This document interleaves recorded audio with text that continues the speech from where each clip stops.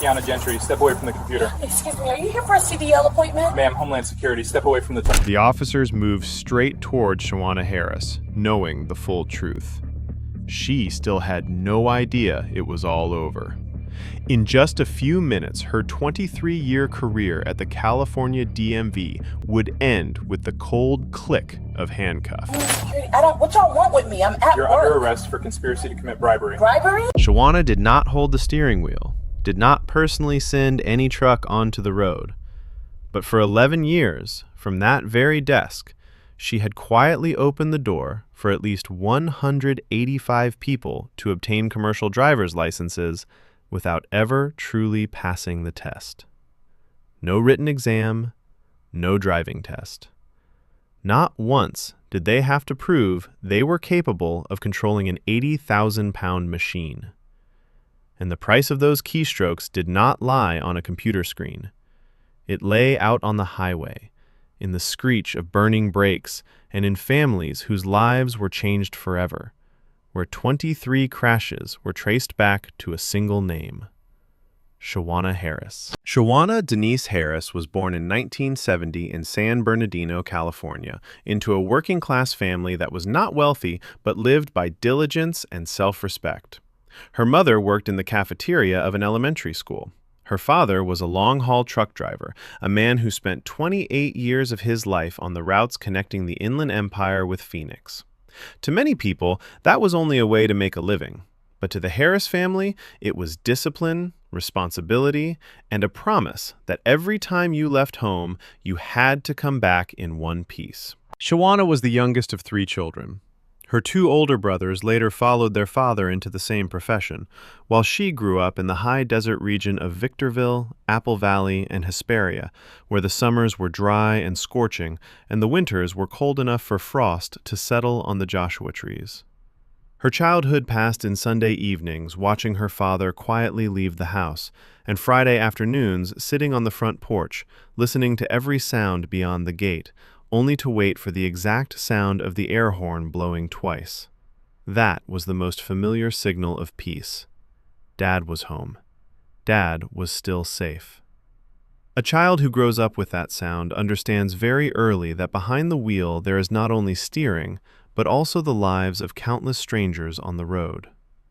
Shawana's father kept a logbook, remembered the name of every stop and every stretch of road, and never let anyone drive his truck unless that person truly deserved it.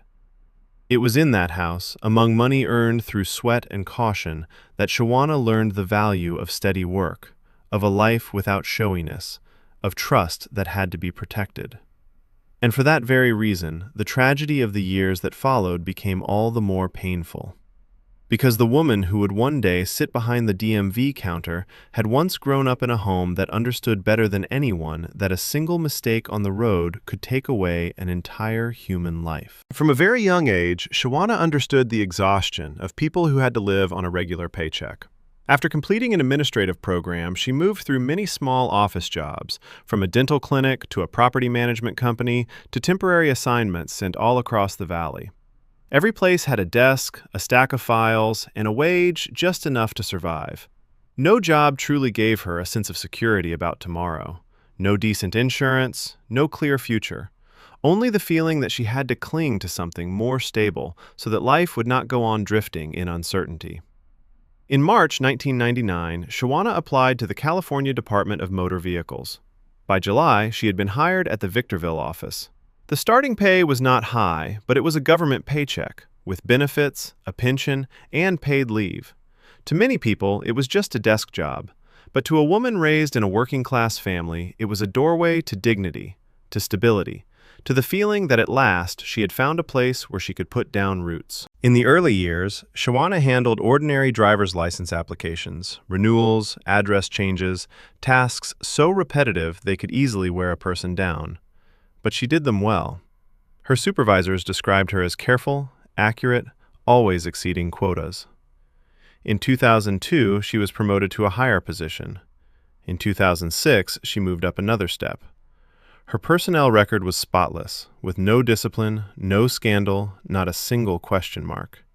For 12 years, she was the kind of employee any agency would want to keep. Then, in June 2011, Shawana was given the authority to process commercial driver's license records. The new authority came with better pay, but more importantly, it gave her access to the most sensitive part of the system: entering, editing, and deleting CDL test results in the DMV's electronic database. Not an outsider, not someone forcing her way in from the outside, but a person the system had fully trusted, handed the keys to, and invited into its most important room. In that very moment, the fate of many people on the highway also quietly turned in another direction. To understand why what Shawana Harris did was so dangerous, one must first understand what a Class A commercial driver's license really is. This is not a card that allows someone to drive a vehicle larger than normal.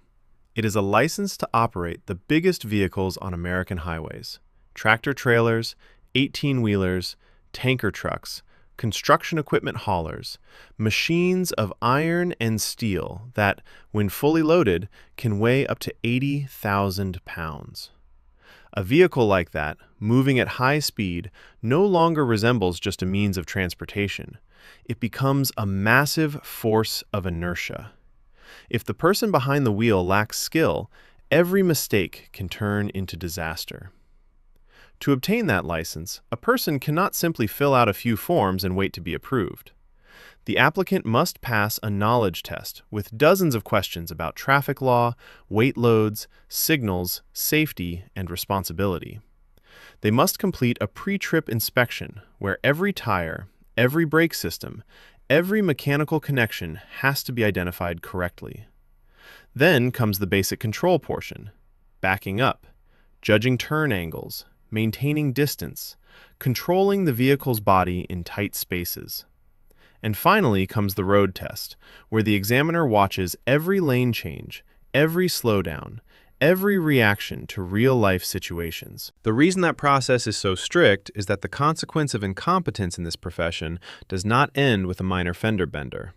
A driver who does not know how to downshift on a downgrade, does not understand the difference between air brakes and hydraulic brakes, does not recognize the signs of losing control, can turn the vehicle he is driving into a giant blade cutting through a stream of people.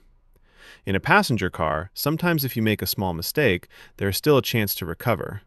But with a machine weighing dozens of tons moving on the highway, the people in the surrounding cars often do not get a second chance. That is why every commercial driver's license is not merely a permit to work. It is a promise to the community that the person behind the wheel has been tested, has been screened, has enough ability not to turn someone else's road home into the scene of tragedy. And when that promise is sold for nothing more than a few keystrokes, what is betrayed is not only the procedure of an agency. What is betrayed is the safety of people who have no idea they are driving right beside danger. Every major scheme has a moment when it begins very small. For Shawana Harris, it was not an elaborate plan, but only a favor that, at first hearing, sounded almost harmless. Around the middle of 2011, the owner of a truck driving school reached out to her through an acquaintance. He said there was a student who kept failing the written test, someone who lacked only the license to begin a new life. Then the number was placed on the table, $500 in cash. No one would know, no one would be harmed. Just one keystroke in exchange for a chance for a person who needed a job. Perhaps the real tragedy began right there, because the most dangerous thing about wrongdoing is not when it is too large, but when it is small enough for the conscience to find a way to forgive it. Shawana entered a passing score for a test that student had never actually passed. 3 minutes went by. No alert. No supervisor called to ask questions. No one stopped it. One person had a license. One driving school had a satisfied customer. And on the desk of the woman sitting in the government office, $500 in cash lay still as if it had never bought anything terrible at all. But wrongdoing rarely stops after the first successful time. Rumors began to spread.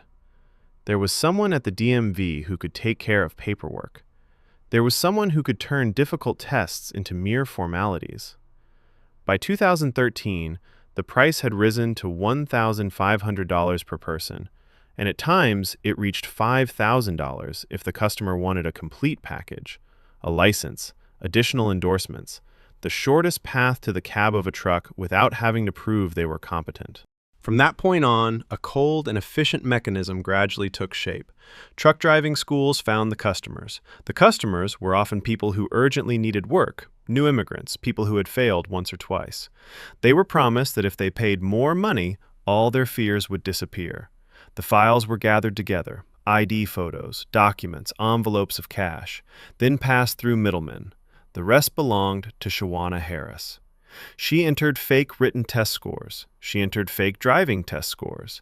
And the state system, created to protect the public, ended up issuing licenses with its own hands to people who had never truly passed any gate of evaluation. The most frightening thing was that all of it happened in a kind of normalcy so chilling it felt unnatural. No arguments, no chaos. Only a woman sitting in front of a computer screen, typing a few lines of data, then standing up as if she had just completed an ordinary administrative task. But from that very normalcy, a money-making machine was born, and the more it turned, the more people it pulled in, until every license sold was no longer a commodity, but a legalized threat. What makes this story chilling is not only what Shawana Harris did, but also the way she lived for many years afterward, as if nothing were wrong. At work, Harris was still the kind of employee her superiors trusted, her coworkers respected, and customers had no reason to doubt. She worked steadily, processed files quickly, rarely made mistakes, and her evaluations continued to note accuracy and commendable efficiency. In everyone's eyes, she was a woman who had held on to a government job for more than 2 decades, calm, experienced, knowledgeable, and dependable. Outside of work, her life began to look brighter. There was a new car. There were improvements made to the house. There were trips that, before that, a civil servant's salary could hardly fully explain. But in everyday life, people are often reluctant to ask too deeply about someone else's increasing prosperity. Coworkers saw it, then found a more comforting answer for themselves. Maybe it was her husband's money. Maybe her family was helping. Maybe she had saved for years. And so everything continued to drift along inside a very thin shell of peace, but one still thick enough to blind an entire workplace. For a long time, Harris moved through each day like a person with nothing to fear. That was exactly what made the moral decay more dangerous. When wrongdoing is repeated too many times and still is not called by its name, a person begins to believe they will never be discovered. Their hands stop shaking. They stop feeling guilty. They stop asking themselves whether what they are doing is destroying someone else's life somewhere else. But no system stays silent forever. By 2015, signs of abnormality began to surface. Some truck driving schools drew attention because they advertised in a way that almost guaranteed passing. A few complaints appeared, and inside the DMV, data analysis began to show that something was wrong. There were employees whose pass rates were abnormally high. There were files that looked too smooth. At first, they were only emotionless numbers on reports, but the more closely people looked, the more they saw that behind that neatness was a crack widening. And when the system began to tilt its head and look back, Shawana Harris's perfect outer shell was no longer intact. When the warning signs were no longer just a few isolated numbers on a report, the investigation quietly began tightening around Shawana Harris without her knowing it. From Sacramento, agents from Homeland Security investigations began following complaints about truck driving schools advertising as though a license was guaranteed. The FBI also received reports from a competing school owner, someone who understood very clearly that no legitimate training center could promise students such a thing. Inside the DMV, the Internal Affairs Unit opened its own case file. Federal transportation inspectors joined in because the consequences of the case did not remain only in administrative paperwork, but spread directly onto the highways where thousands of families traveled every day. That was when 4 different lines of investigation began meeting at the same point. They were no longer looking only at names in the files, but at the operating pattern of the entire scheme. Which truck driving schools appeared again and again? Which employees had pass rates so high they were unreasonable? Which files were processed too quickly, too neatly, too beautifully? The deeper they dug, the more frightening the picture became. There were people recorded as having passed who had not even been present at the testing site. Some were even out of state on the exact day the system showed they had completed the exam. And then the investigation moved into a quieter stage, a colder stage, a more precise stage. Cooperating individuals were placed into the truck driving school network. Conversations were recorded, sentence by sentence. Cash was marked and traced, from the buyer of a license to middlemen. And then its path gradually came into view. Every meeting, every exchange, every statement that seemed only momentary began to become another thread tying more tightly to the name Shawana Harris. But the hardest blow came from the very system she had once thought she understood too well. The DMV's electronic logs did not forget. Every login, every score change, every timestamp, every action on the computer left a trace. Digital forensic specialists compared the data and found that fraudulent entries appeared during Harris's shifts, at her own processing station, under her own employee account. Then bank records were opened. Cash deposits matched, with chilling precision, the very days fake files were processed. Each separate piece began to come together into a picture that could not be denied. No longer rumor, no longer suspicion, no longer lifeless numbers on an internal report. At this point, the truth had a voice in the recordings, had a shape in the computer data, had a path in the money flow, had a heartbeat in the fear of those who knew the day of exposure was now only a matter of time. And among all the links that were uncovered, one name appeared more than anyone else's, more steadily, over a longer period, and heavier than all the rest. Shawana Harris. That morning, at 8:47, the DMV office in Victorville was operating like any other day. The white ceiling lights cast down over the familiar service windows. Computer screens were lit. Customers stood in line, some holding paperwork, some looking at their watches, some impatiently waiting for their turn. In the middle of that ordinary rhythm, Shawana Harris was still sitting at her station, with the keyboard in front of her and more than 20 years of familiarity with that very space behind her. Perhaps in that moment, she still thought she was simply passing through one more morning like thousands of mornings before.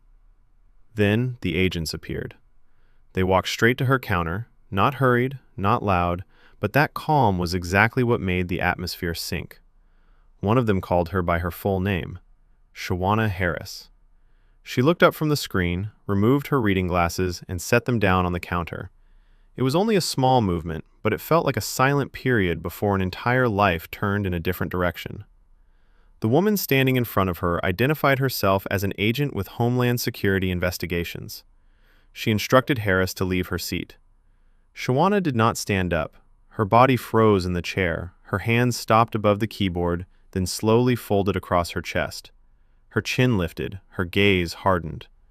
It was not exactly resistance in words, but resistance in the final self-respect of a person who had sat at that counter for 23 years and would not accept being called out like a criminal before all the eyes around her. She said she only processed paperwork. She asked why the Department of Homeland Security had come for her. Behind her, her coworkers had stopped working. The customers standing in line began to turn and stare. The whole waiting area seemed to fall silent. When the agent said they had bank records, call data, and audio recordings, Harris's face still tried to keep its cold expression, but the silence that stretched for a few seconds said more than any denial could. Then the order was given. Stand up, put your hands behind your back. Shawana Harris stood up very slowly. There was no longer any counter in front of her to shield her. No computer screen remained for her to lower her head toward. There was only a woman facing the moment when everything that had been kept hidden for more than 11 years was pulled out into the daylight. When the handcuffs closed behind her back, the sound was not loud, but it was cold enough to bring a 23-year career to an end. The distance she was led through the DMV lobby was less than half a minute. She passed the queue barriers, the customers waiting for service, the coworkers who had once greeted her every morning. Shawana kept her head up as if trying to hold on to the final piece of dignity. But in that moment, everyone understood. The woman walking out through that door would never again be the model DMV employee. She said she only processed paperwork. She asked why the Department of Homeland Security had come for her. Behind her, her coworkers had stopped working. The customers standing in line began to turn and stare. The whole waiting area seemed to fall silent. When the agent said they had bank records, call data, and audio recordings, Harris's face still tried to keep its cold expression, but the silence that stretched for a few seconds said more than any denial could. Then the order was given. Stand up, put your hands behind your back. Shawana Harris stood up very slowly. There was no longer any counter in front of her to shield her. No computer screen remained for her to lower her head toward. There was only a woman facing the moment when everything that had been kept hidden for more than 11 years was pulled out into the daylight. When the handcuffs closed behind her back, the sound was not loud, but it was cold enough to bring a 23-year career to an end. The distance she was led through the DMV lobby was less than half a minute. She passed the queue barriers, the customers waiting for service, the coworkers who had once greeted her every morning. Shawana kept her head up, as if trying to hold on to the final piece of dignity. But in that moment, everyone understood. The woman walking out through that door would never again be the model DMV employee. After the day she was led away from her workstation, Shawana Harris was no longer facing scattered suspicions, but an entire federal case file built from data, testimony, money trails, and audio recordings that could not be denied. A grand jury in the Eastern District of California indicted her on multiple serious charges, including conspiracy to accept bribes, unlawful access to a computer system, and identity fraud. On paper, that was the language of the law. But behind those dry, cold lines was a far more painful truth. Each charge said not only that she had betrayed her public position, it also said that from that seemingly harmless desk, she had helped place unqualified people into positions where they could destroy the lives of others. The defense tried to build the image of a woman who had been drawn in, influenced by truck-driving school owners, a link that was not too large within the whole network. But over 11 years, the repetition of that behavior spoke for itself. This was no longer a brief moment of weakness. This was a choice made again and again, long enough to turn greed into a habit and to turn public responsibility into a place of profit. In April 2022, Harris pleaded guilty to all the charges. That decision closed one stage of denial, but it could not erase what had happened out on the highways. At sentencing in November of that same year, the courtroom was no longer only a place for argument between prosecutors and defense attorneys. It became a place where the consequences that had existed outside the case file were called by face and by real pain. A woman named Lorraine Fan was allowed to speak before the court. She spoke about her husband, who had been hit by an 18-wheeler on the interstate in 2018. The person driving that truck had never truly been tested, had never been properly trained, yet still had a license to be on the road. In Lorraine's words, there was no loud anger. There was only a kind of pain so quiet it caught in the throat. Her husband survived, but he would never walk the same way again. A family still remained, but their life had been split into two halves, before the crash and after the crash.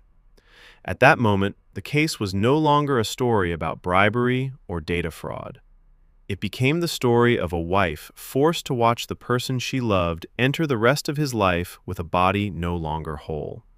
And from that point, people understood more clearly why what Shawana Harris had done was not only wrong, it was a betrayal that could reach flesh and bone, family, and even the future of people who had never known her name. When the judge spoke in the courtroom, it was not only the moment a woman heard the sentence imposed on her, but also the moment an entire 23-year stretch of service in public office came to an end under the judgment of the law.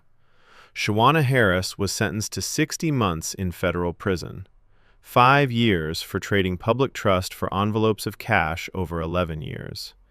After that came 2 years of supervised release, A number that might sound at first hearing like only a term of punishment, but for a person who once had a stable job, once had a pension, once held a trusted position, it was the collapse of an entire portion of life built on the appearance of respectability.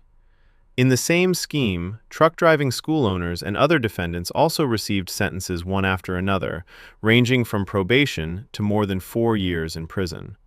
2 other DMV employees received sentences of more than 3 years, but Harris received the heaviest sentence, not only because she participated more times and for a longer period, but also because the court saw in her something even more serious than greed: betrayal by the very person entrusted with keeping the community safe. After the case, the DMV was forced to change. The gaps that had quietly fed fraud could no longer continue to exist as before. The process for entering CDL scores was tightened. Some transactions were no longer allowed to pass through with only a single action, but instead required review by a supervisor. Audits were increased. A real-time cross-checking system began reviewing whether appointment schedules, testing locations, and entered results matched one another. What had once been designed only for speed now had to learn how to become tighter and more accountable. But none of those changes could turn back time. The licenses that had once been sold had already put unqualified people onto the road. The crashes that had happened could not be erased. The families that had been harmed could not live again as they had before. A system can correct itself after a scandal, but the pain it lets slip through always arrives earlier than any update. Perhaps the most haunting thing in this case lies in a contrast too painful to ignore.